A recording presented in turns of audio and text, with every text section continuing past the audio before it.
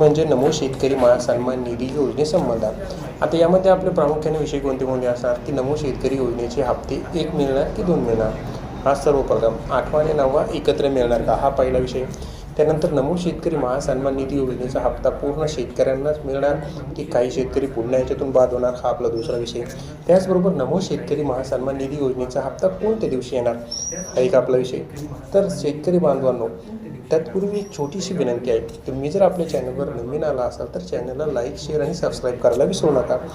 जर तुम्हाला माहिती आहे लाईक, शेअर आणि सबस्क्राईब केलं तर सर्वात अगोदर हे आपले जे व्हिडिओ आहे जे महत्त्वपूर्ण असतात। आता आजचाच जर आपण विषय बघितला तर हा जी आपण माहिती तुमच्यासाठी घेऊन आलो ती ॲग्रोवनवरून, हे बघू शकता तुम्ही ॲग्रोवनच्या जे ऑफिशियल चॅनल असतं किंवा ऑफिशियल पेज असतं त्याच्यावरून आपण तुमच्यासाठी माहिती घेऊन आलो, म्हणजे माहिती तर खरीच आहे। त्यामुळे तुम्ही चॅनलला लाईक, शेअर आणि सबस्क्राईब करायला विसरू नका। चला तर आता आपण व्हिडिओला सुरुवात करूया। नमोचा 8वा हप्ता पुढील आठवड्यात, ही बघू शकता तुम्ही हेडलाईनच काय सांगते, तर पुढील आठवड्यात नमोचा 8वा हप्ता येणार। तर काय माहिती आता आपण बघूया। राज्य सरकारने नमो शेतकरी महासन्मान निधी योजनेच्या 8व्या हप्त्यास निधी वितरणास मंजुरी सुद्धा देण्यात आलेली आहे।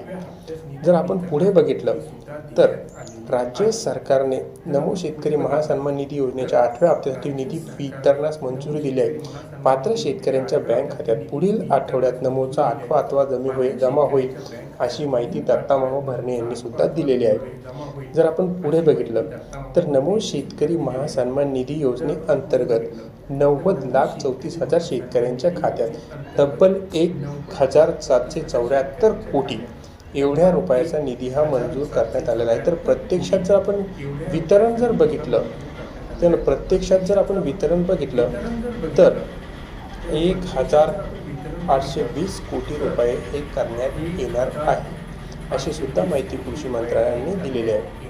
तर आपण जर बघितलं राज्यात पात्र शेतकऱ्यांना नमोचा 8वा हप्ता हा जमा होईल अशी शक्यताही सुद्धा वर्तवण्यात आहे।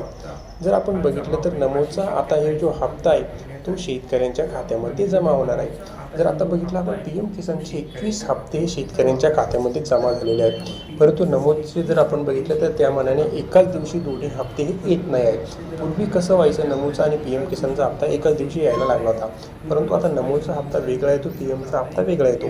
त्यामुळे नमो शेतकरी महासन्मान निधीचा जो 8वा आणि 9वा हप्ता आहे तो हप्ता आता 1 मे आपल्या महाराष्ट्र दिनी जमा होण्याचीही दाट शक्यता आहे। म्हणून त्यांनी सांगितलेलं आहे की पुढील हप्त्यामध्ये नमो शेतकरी महासन्मान निधी योजनेचा हप्ता शेतकऱ्यांना जमा होईल।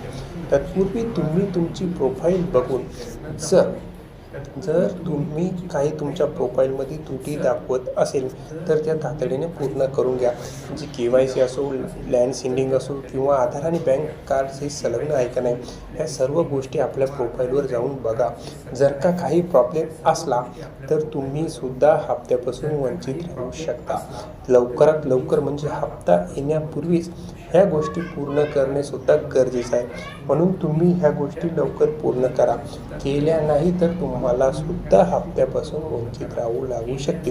म्हणून म्हणतो की लवकरात लवकर ही प्रोसिजर करणे सुद्धा जरुरी आहे। तुम्हाला जर PMचा हप्ता येत असेल तर तुम्हाला काहीही करायचं काम पडणार नाही। म्हणून शेतकरी बांधवांनो, ही होती संपूर्ण माहिती। जर तुम्हाला माहिती आवडली असेल, कारण आपण जे आणतो ते अधिकृतच आणतो, तर आपल्या चॅनलला लाईक, शेअर आणि सबस्क्राईब करायला विसरू नका। कारण तुम्हाला माहिती आहे आपण जी माहिती देतो खरी आणि प्रूफलीच देतो, त्यामुळे चॅनलला सबस्क्राईब करा। धन्यवाद।